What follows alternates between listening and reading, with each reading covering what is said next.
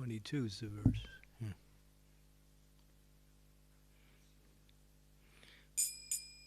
Jaya Radha Madhava Kunja Vihari Jaya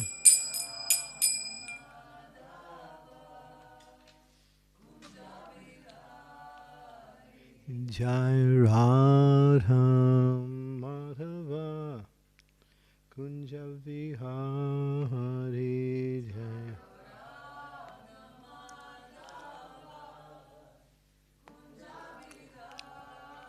Jaya Jaya Gopi Janavallabha Giri Vardhani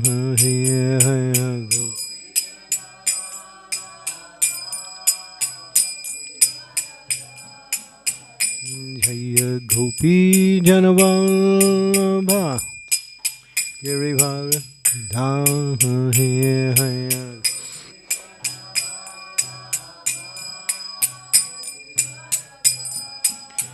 Yasodanandana Braja Janahanjana Yasodanandana Braja Janahanjana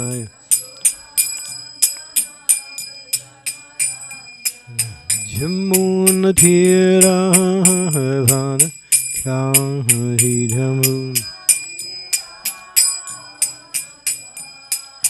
Jamuna Tira Vani Chahi Jamuna Jai Radha Madhava Kunja Vihari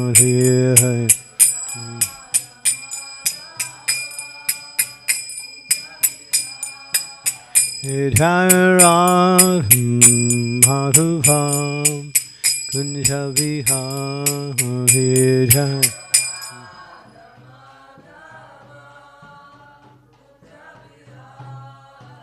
Jaya Gopi Janavallabha Girivardhani Jaya Gopi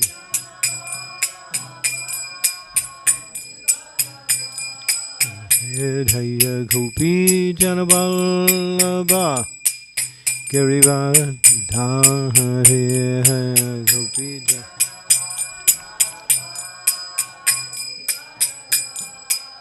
Yasodanandana Braja Janahanjana Yasodanandana Braja Janahanjana Jamuna Tira Vani Chahi Jamuna Jamuna Tira Vani Chahi Jamuna Jaya Radha Madhava Kunja Vihari Jaya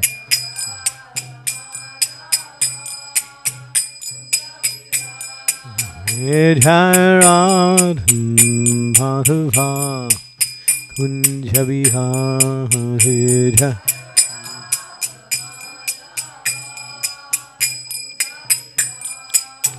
Jaya Panchatattva Panchatattva Panchatattva Jai Panchatattva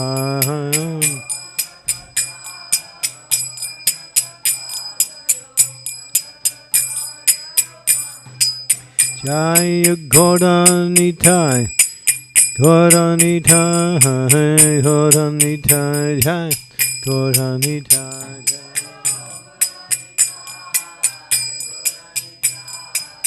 Gauranitai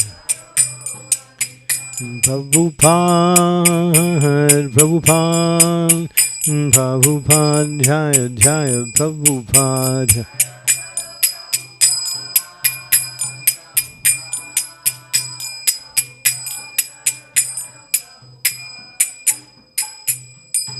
Srila Prabhupada ki jai.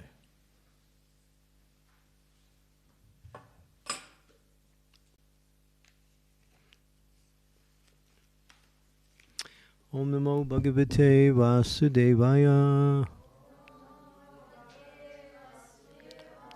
Om Namo Bhagavate Vasudevaya.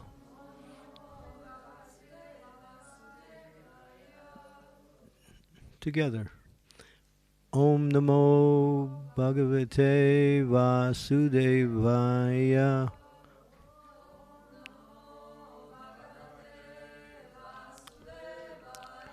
Om Namo Bhagavate Vasudevaya.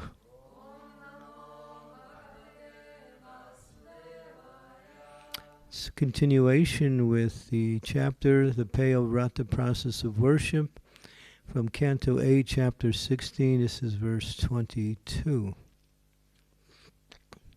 Sri Aditir Uvacha.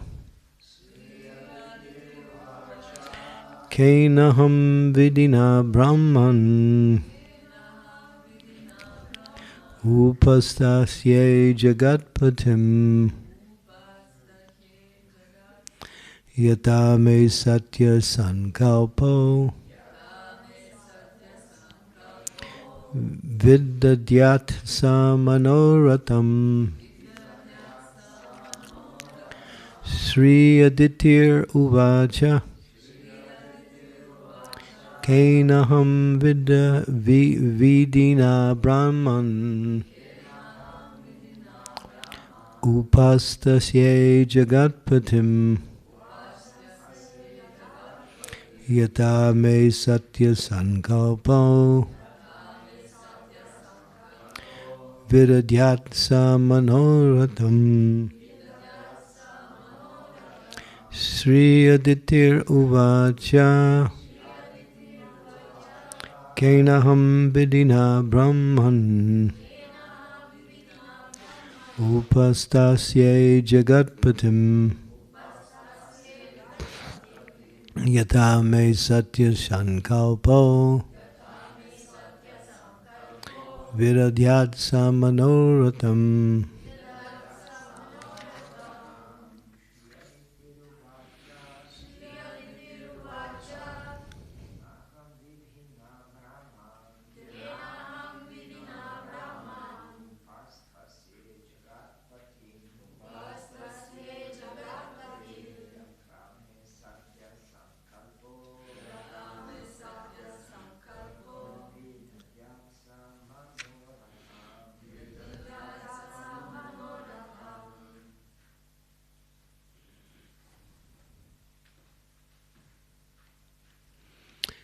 Ladies. Mm-hmm.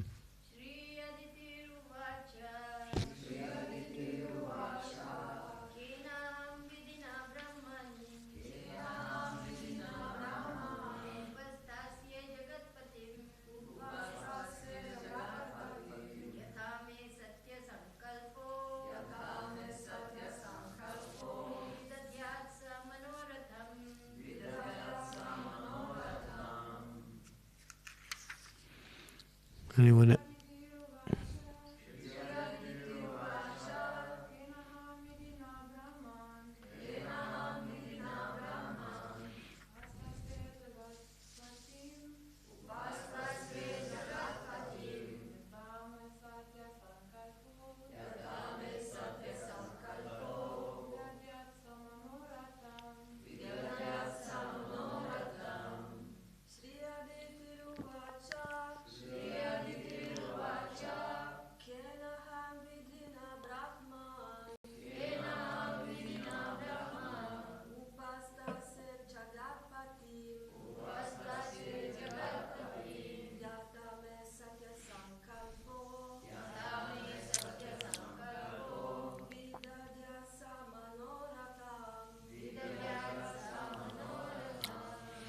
Sri Aditi Uvacha. Srimati Aditi began to pray. Kena, by which aham, I, vidina, by regulative principles, Brahman, O Brahmana, upastasye, can please Jagatpatim, the Lord of the universe, Jagannath. Yata, by which may my Satya Sankalpa, desire may be actually be fulfilled.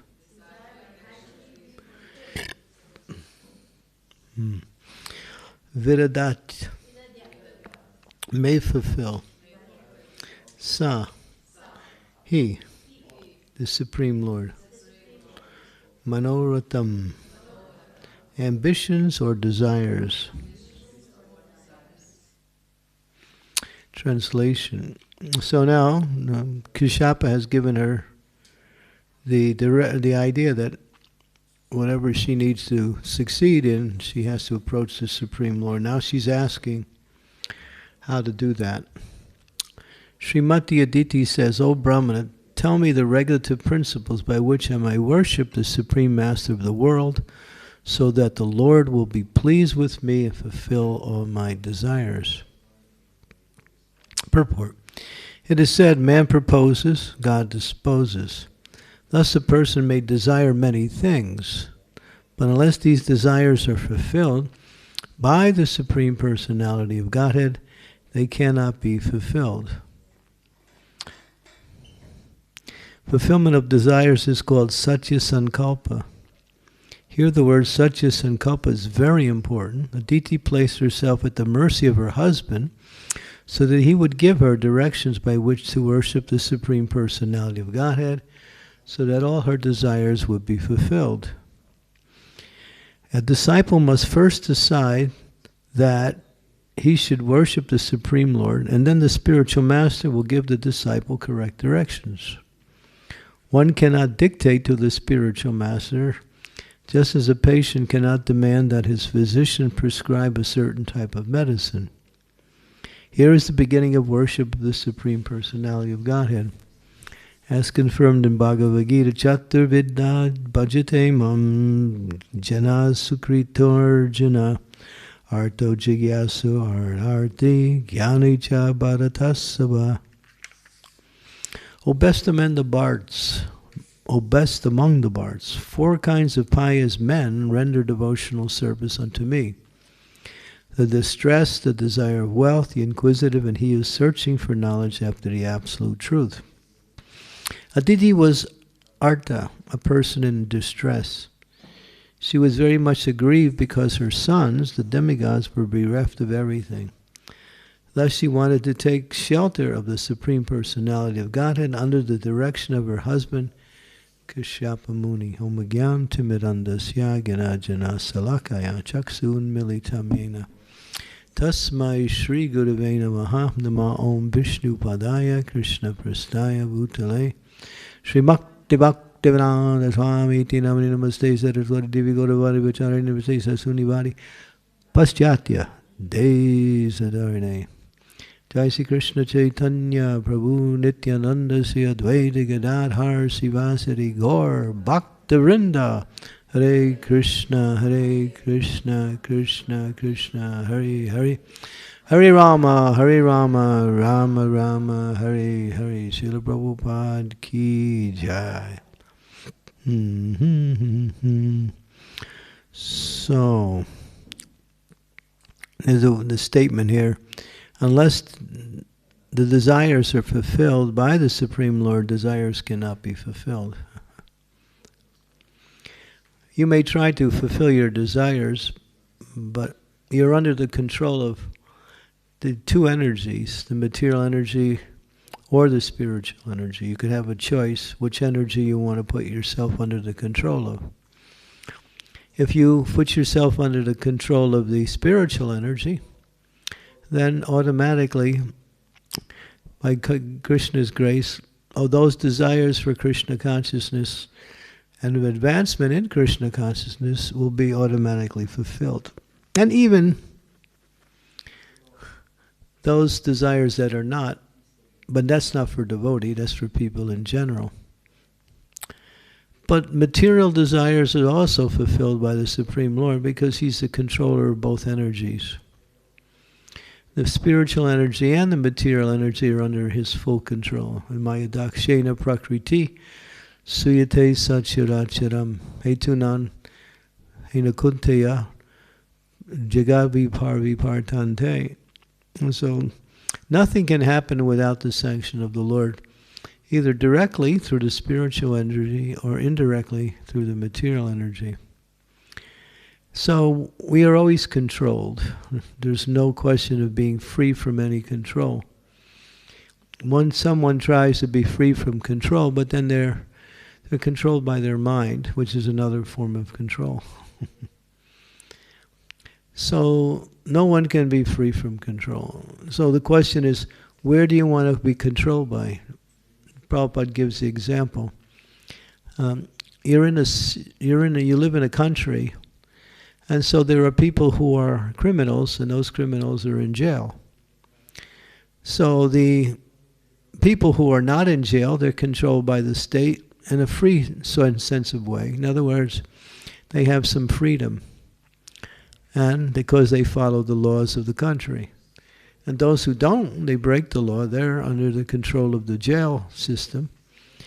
But they're also under the control of the state, which authorizes and institutes the jail.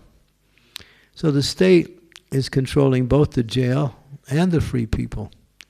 But at the same time, someone is free and someone is not.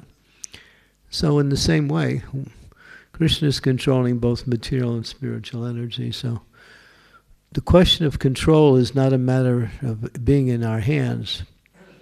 And this is the principle that makes devotional service nice. When we think we're in control, we act in a certain way to get a particular type of results, and then when the results don't come according to our own desires, when we feel unhappy, or there's some disappointment, something negative appears. But if you know you're not in control, and you simply act, and whatever happens is happening by the grace of the Lord. And it's always like that. But then at least you're in a position to know that, and also to surrender to the Lord. So one who is surrendered to the Lord will know that why should I do anything independent when everything is there under the control of the Lord? So I can be controlled by his prison arrangement or by his free arrangement. When you're under the control of Krishna, you're still under control, but you're free.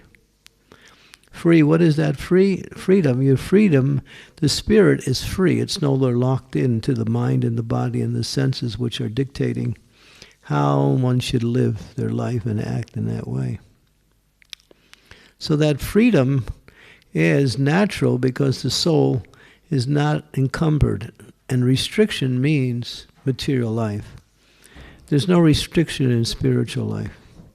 But that doesn't mean you do anything you want. What it means is that you have the opportunity to express your true nature in a very natural way, and that is to serve and to love God, which is actually the nature of the soul's existence. So freedom means to come back to your natural position. That's what freedom means. It doesn't mean to act independently. Sometimes we see people think, well, I'm free, I can do anything I want. No, nobody can do that. That's simply a wrong mindset, because if you do anything you want, you'll get punished by the laws of material nature or by some authority or something. Or you get punished simply by the results of your activities. So no one can be free. So here, Aditi, she knows that, and she's been given the direction. Now she wants to know how to carry out the instructions that will be successful in pleasing the Lord, because she knows that unless she pleases the Lord, her desire cannot be fulfilled. So then he will give her a set of, and these are called the Paorata process of worship. And this chapter goes on, she performs certain austerities, and you'll see that in this chapter goes on to, let me see, 62 verses in this chapter. So then you'll see how she performs this Paorata worship. And somehow you'll see the results. We won't speak about that now. But now, here the main thing is, now she'll receive instructions from her husband, who is in the role of her spiritual master. And now, if she wants to do the instructions in her own way, different than what her spiritual master is giving her, she won't get the results. She has to follow it according to how that instruction is given, and ask questions to understand how to execute the instructions, so she's clear on how to do it. Same with a disciple. It says a disciple should inquire regularly from the spiritual master, how can I engage in devotional service? Well, how can I satisfy you? Or what can I do to make advancement in devotional service?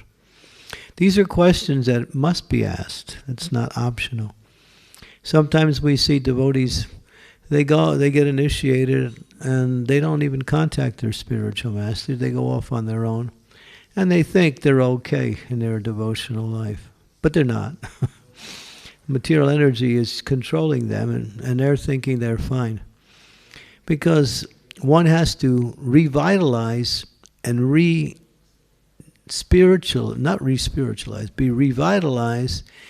one's understanding of how to execute devotional service. Because Maya is strong. And if we go through a routine, after some time, we find ourselves doing things different or even thinking differently. It's just the way the material energy works. It always is changing us. So therefore, one should regularly inquire from the spiritual master, how can I make advancement in devotional service? Or what service can I do? Or what attachment do I need to get rid of? So that's the job of the spiritual master. His main service to Krishna is to engage his disciples in devotional service. So, but sometimes people want to take the medicine in a different way. Just like, say you go to a doctor, and the doctor says, okay, this is the disease, and you take one tablet in the morning after breakfast and one tablet in the evening after evening meal. And you do this for 10 days. And they gives you 20 tablets, okay? So you go home and you think, well, it's going to take me 10 days to get rid of this disease. So why don't I just take all 20 tablets today? And that way I'll get rid of the disease in 1 day. So why wait over 10 days, you know? Might as well just accelerate it. You know. This doctor of mine, he just wants to prolong my suffering. But I know if I take all the tablets at once, I'll get cured real fast, yeah. So that's interpreting the instructions in your own way. And thinking that you know better than the physician in the same way. Thinking you know better than the spiritual master. Sometimes the devotees will calculate the spiritual master's instructions by logical, material understanding. Well, it doesn't really make sense logically. Therefore, there must be some change in order for it to work. And you'll see, and this is the experience, that people either don't follow or do it their own way, like that. If there's some apparent discrepancy in the instructions in terms of the practical application, then the disciples should think, oh, let me ask my spiritual master how to apply these instructions. In other words, to get a clearer understanding, one has to ask about the instructions so one is clear so they can execute their devotional service. Now, there are some disciples can't follow certain instructions. And so the spiritual master knows that, and doesn't give that disciple those instructions because they just can't do it, or they just won't do it. And therefore, rather than causing them to commit guru avagya, which means disobeying the orders of the spiritual master, the spiritual master will give them instructions they can follow, just to keep them connected, and then gradually, hopefully, they'll make some advancement, and it gives them a little bit more difficult instructions. And so that's how it works. But if the spiritual master sometimes he gives instructions that are too difficult to follow, and people don't follow it, then he puts his disciple in a difficult situation. So he has to be able to see that. What will work for this person? But sometimes the instructions are a little bit more difficult than we apparently think we can do. And so we might decide to change the instructions around like that.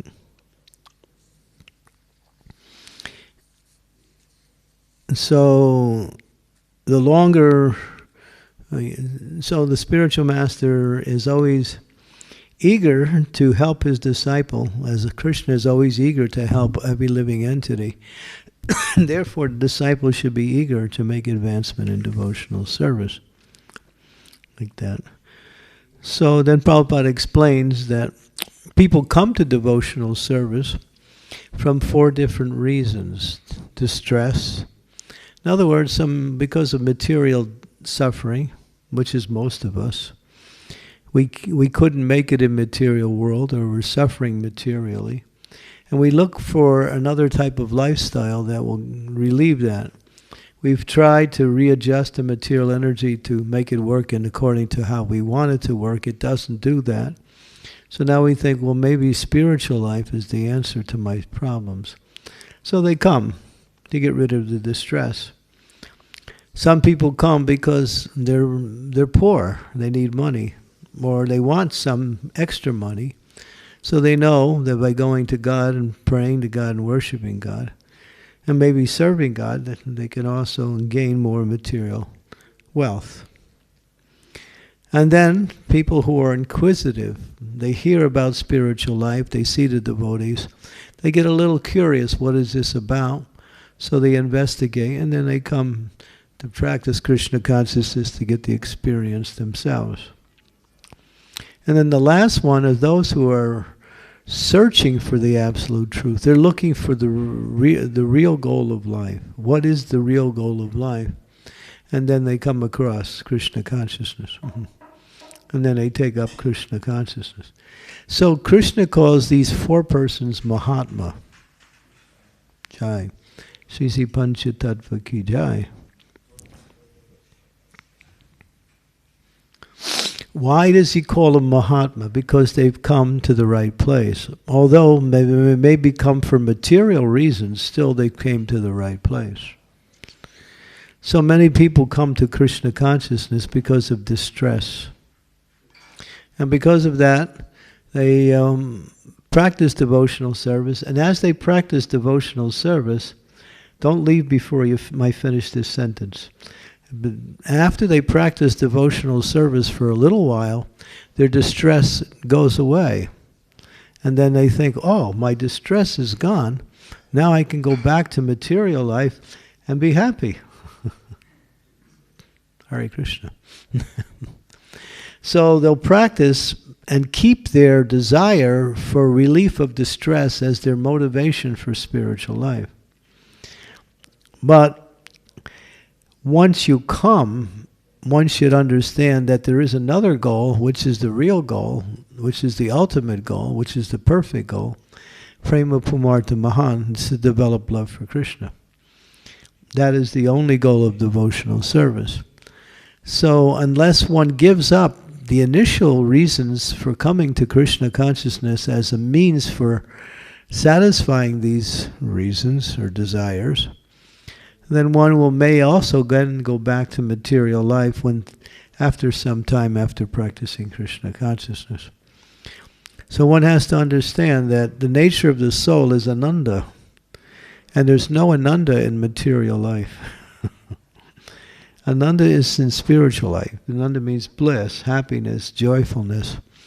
One can find that only on the spiritual platform in relationship to Krishna.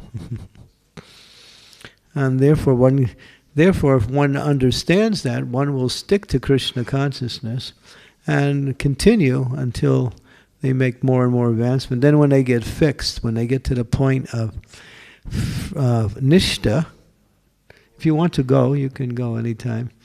And they get to the point of nishta, being fixed in Krishna consciousness, and then they're not moved by what happens by happiness and distress or by material situations. Before then, we become what we call fair weather devotees. If everything's going okay, I'm kijai. But if there's nothing, and everything's not going okay, instead of kijai, it's goodbye. So, that's not Krishna consciousness, nor is it success in any activity of life. One has to stick to the process and know that in due course of time, one will experience transcendental happiness and unlimited knowledge. It's a matter of just staying with the process. But still, people come for different reasons, and that's fine. But those who come actually for, it says here, the first two, the ones who are distressed in the desires of wealth, they've come for material reasons. And those who are inquisitive and those who are in search of knowledge, they've come for higher reasons, other than material reasons. And so they'll make more faster advancement in Krishna consciousness. The inquisitive, and especially those who are searching for knowledge of the Supreme Lord. What is the nature of God? What is my relationship with God? And how to experience that relationship. And those who are in that position will make fast advancement in devotional service. But everyone can make advancement in devotional service if they stick to the process, no matter what. So Aditi, she's arta. She's distressed.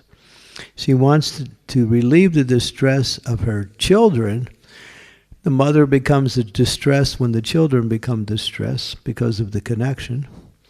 So she's distressed because her children are distressed, and so therefore she's looking for a way to relieve her distress, and therefore she approaches her husband for guidance and direction. Now he's going to give her those instructions. And then she will have complete faith in it. Here's another thing. Well, when we engage in devotional service, we receive instructions.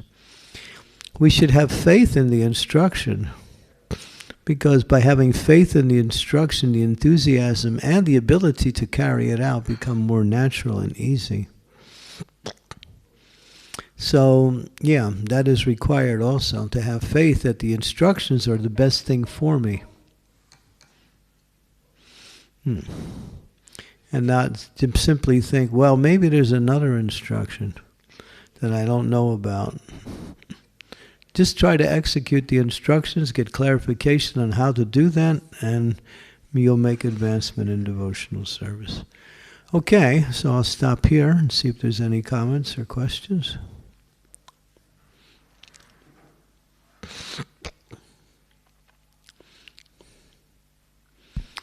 How many people do we have online?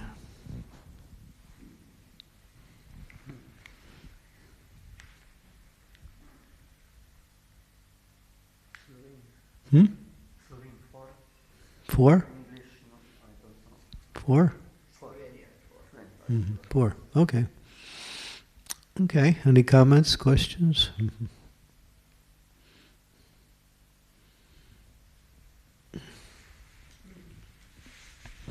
Thank you. Thank you, Guru Maharaj, for giving this class to all of us.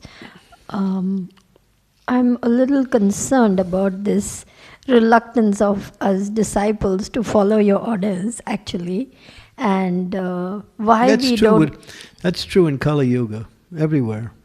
Every guru has that problem. Not just me. Some more, some less.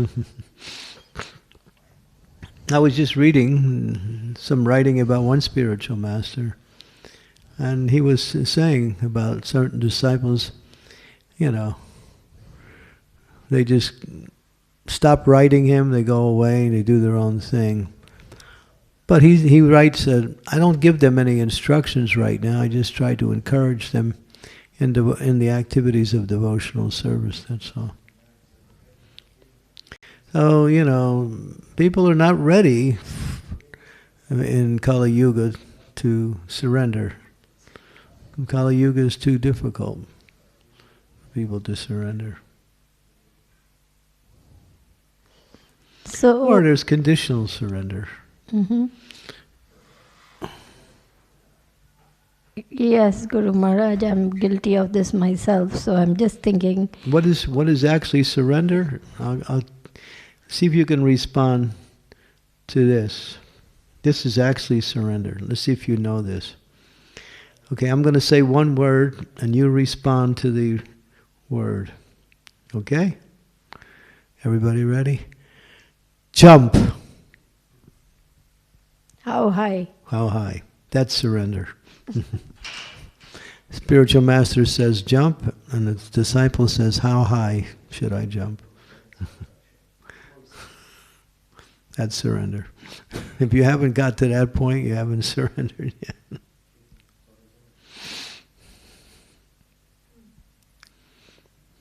That's it. But we don't, it's more like a business deal. But that doesn't work. Only those who are Yasya Devi Para Bhaktir, Tata Devi Tata Guru, Tasyaita Kartata Itarta, Prakasananta Mahatmanaha. Only those who have complete faith, implicit faith in the Lord and the spiritual master, will they make the spiritual platform. Otherwise, it's not possible. The instructions of the spiritual master are the means by which you get on the spiritual platform. Otherwise, you can't do that. And the spiritual master by nature is very kind. He's not going to give the disciple difficult things. He's going to somehow or other move them along.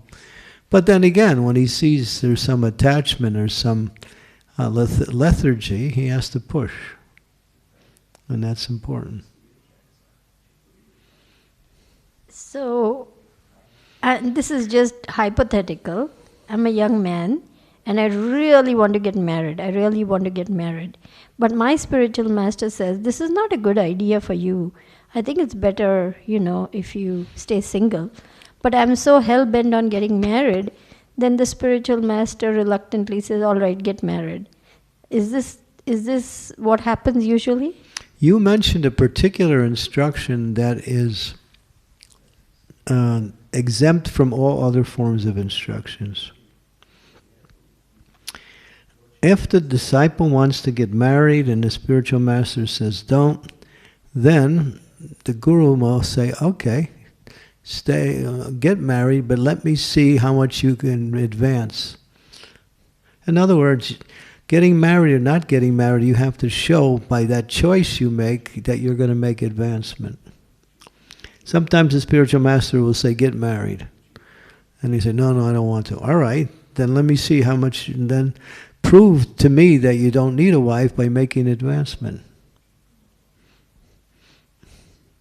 So, in other words, that instruction is not an absolute principle. It's a way to inspire the devotee to surrender more, either way. All right, you're not going to do it?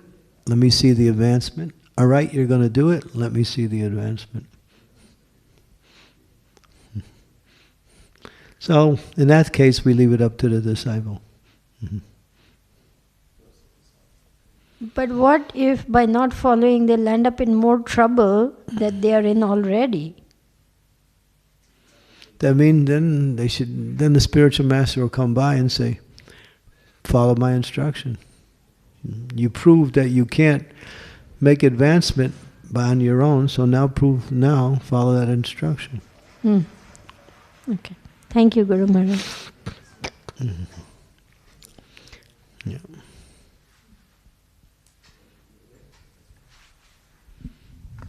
But generally, we ask women to get married, though. Men generally do better in Krishna consciousness when they're not married, and women do better when they are married.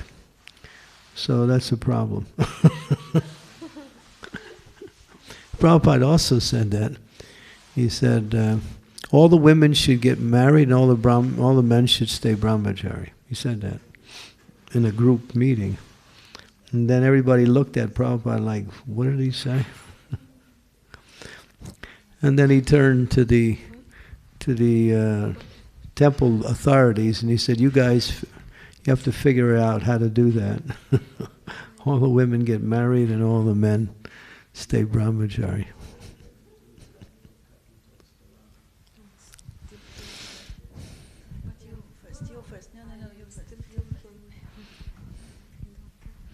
You got it. You're first. No, but I still don't have a clear question, so. Oh, okay. Can woman be brahmachari if she thinks she will be purified and go faster to Krishna? Well, a woman's body is designed in such a way as to have children. And so her biological and psychophysical nature is more in a mood of dependence. Now, she can become completely dependent on Krishna and engage in devotional service, then she can make progress without getting married. But generally that's not the case. There are women who don't get married and can make advancement. Generally, women make advancement after they go through the marriage life, after having children, and then their children can grow up, they become really good devotees. The best, even better than the men. But usually they have to go through that experience in life of having a family, having a husband, and taking care of children. But it's not like it's an absolute principle. It's just a woman's nature, that's all.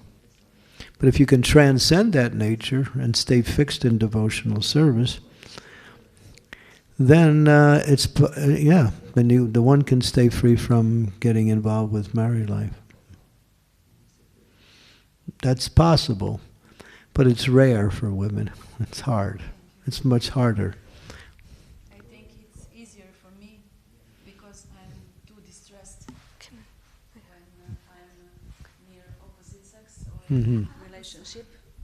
I have a relationship, and I think it's better for me because I don't have a time. I want to clearly purify myself. No one should force you, but at the same time, you should make sure you're making an advancement and not simply staying single and then still have so many problems. Yeah. Sorry, my English is bad, so it's okay. I understand. I don't know how to. I understand you. I understand your question. Okay. Yeah. I understand what you're saying. Yeah. Go ahead, try. But take association of other ladies so you get support and good association. Men can be more independent because that's their nature. Just like Prabhupada said, a man can travel all around the world by his own. A 16-year-old boy can travel all around the world by his own. But a 16-year-old girl can't do that.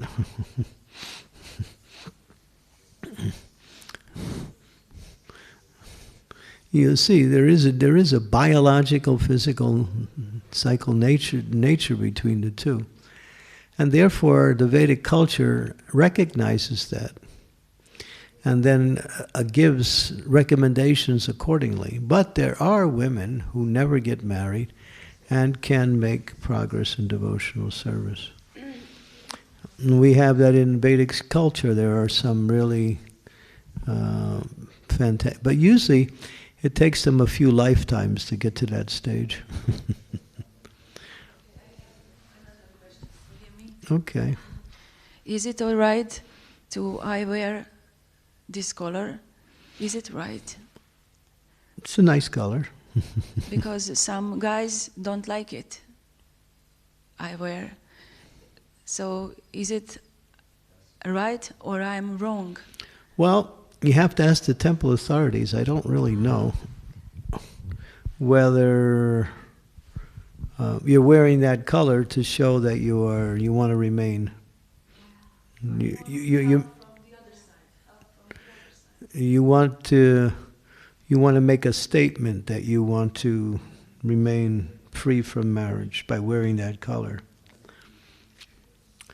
Yeah, but you need advice from authorities. And so speak to the temple authorities and find out how best you can practice Krishna consciousness in that condition. I don't have any problems with you wearing that color. It's not with. It doesn't bother me at all.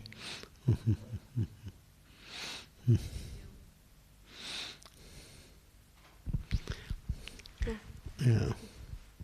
But when a woman gets to a certain stage where she's definitely not going to get married, she puts on all white. Yeah. Yeah. Yeah. Not shaving. No, not shaving the head. No, there's no shaving the head. Prabhupada said, no ugly gopis. He didn't want women to shave their head. This is not the idea. I saw that happen, and it looks really bad. This, it's not necessary. It's not part of our culture. Women should keep hair, and that's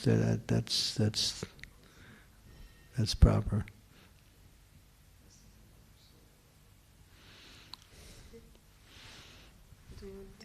Okay, yeah. Okay. Hare Krishna, thank you for the lecture. I would like to ask about this aditi desire, because I don't have children, so I don't understand. Maybe I don't understand very well. I ask if it's like an attachment or is like a natural feeling for the children. Well, yeah, it is. It's an attachment. Attachment. Yeah. She's attached because her children, who are the demigods, many of them, not all of them, are demigods, and they no longer have their kingdom. So she's distressed because they don't have their kingdom anymore.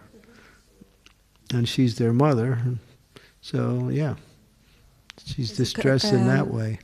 Kashyapa is their father, but he's not distressed. So it's her attachment, yeah. It's like mother attachment. Yeah. Yeah, it says that because they're her sons, yeah. It's not because of particular interest in this kind of activities, or they have distress, and she wants also to be relief. Yeah.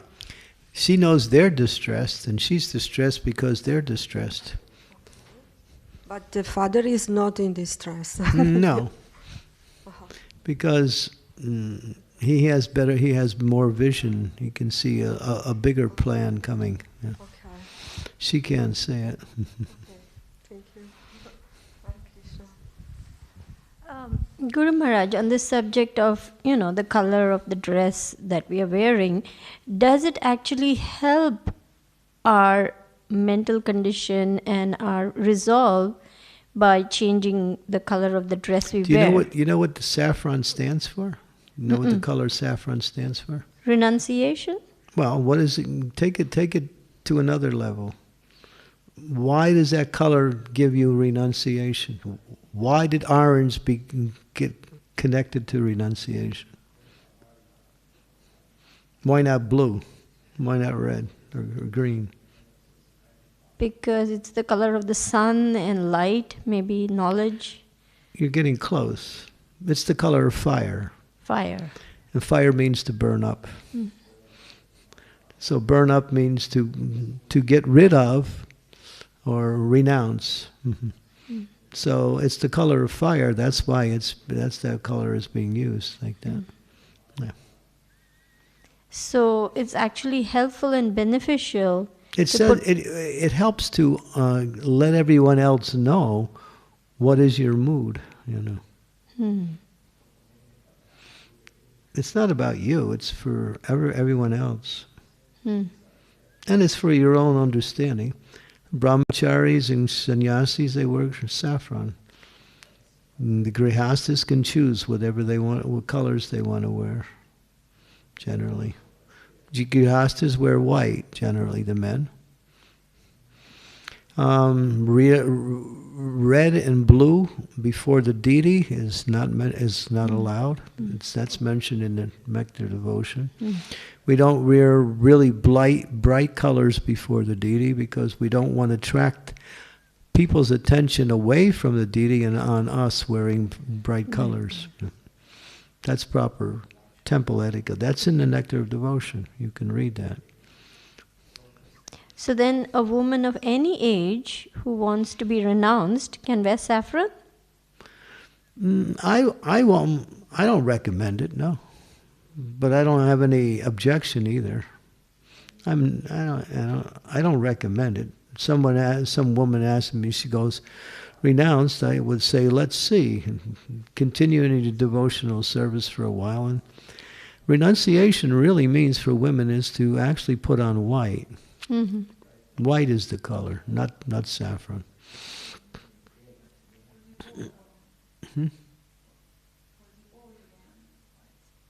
One who's generally, but there has been young women who also wear white.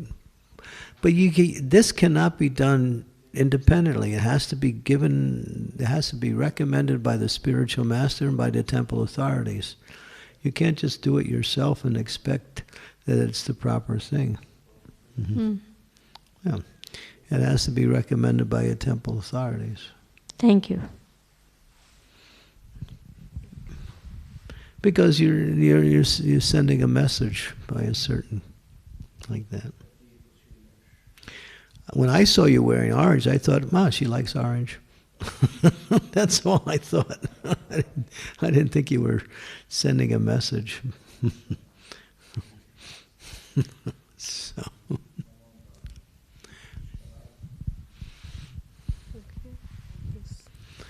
I can't wear many other colors because it's outside of the, I have a funny story in that regard, but it takes too long to tell, so I won't. I'll tell it some other time. Because before I came to Krishna consciousness, I like to wear nice clothes, and not fancy, but different kinds of colors, And I had the same kind of clothes in different colors, changing the different colors.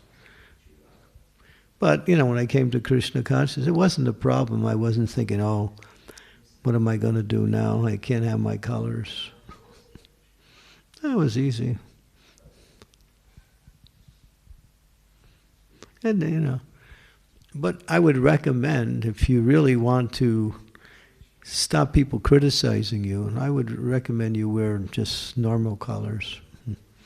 Otherwise, you're going to find criticism. There's going to be... And you can avoid that, because there is a statement in the Shastras, it's in Niti Shastras, it says, you eat to please yourself, you dress to please others. You eat to please yourself, you dress to please others. So the way we dress is the way we present ourselves before others. And if it's pleasing to others, then that makes that environment more friendly or more, yeah. But nowadays people don't care how they look, They think, I'm going to look the way I want. If you don't like it, too bad. It's my choice. No, but that's against social etiquette. Social etiquette means you dress to please others. But in now, we eat to please the other person, and we dress to please ourselves. It's backwards. That's Kali Yuga, right? You go to an Indian house and they say, and you're eating prasad and they say, would you like more? No, I'm full. No, please take more. Oh, no, have some more, please. And then they cry. So we say, all right, a little bit more. Because if they ask you to say more, if you say no, no means a little bit more when you say no. But if you go like this, that means no more, right? Yeah. And then you go like this. That's the signal for no more. But if you say no, that means a little more. Yeah. So those of you who don't have that association with the Indian culture, you have to learn these things. Right?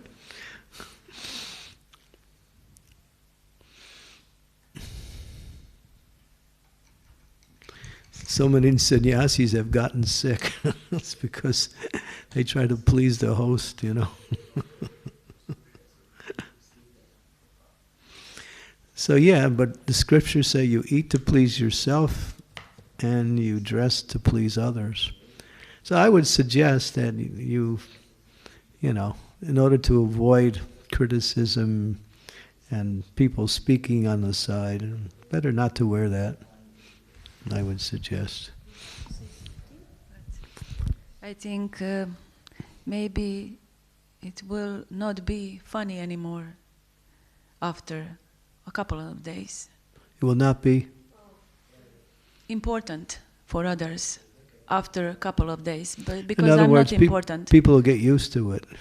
Yeah. That's possible.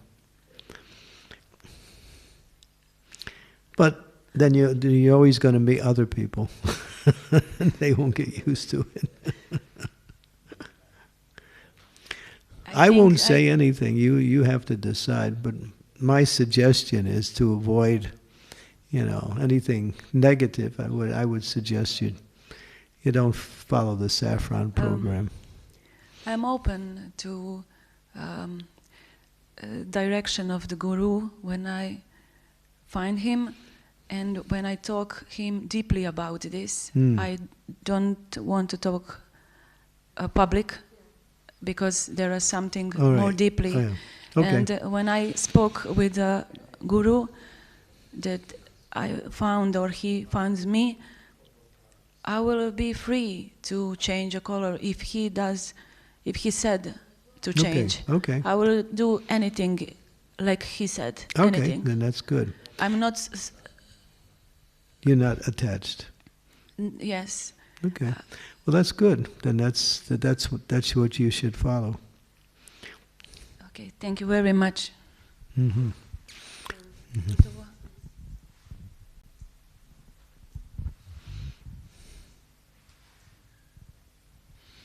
Okay. Anything else? Srila Prabhupada ki jai. Srimad Bhagavatam ki jai.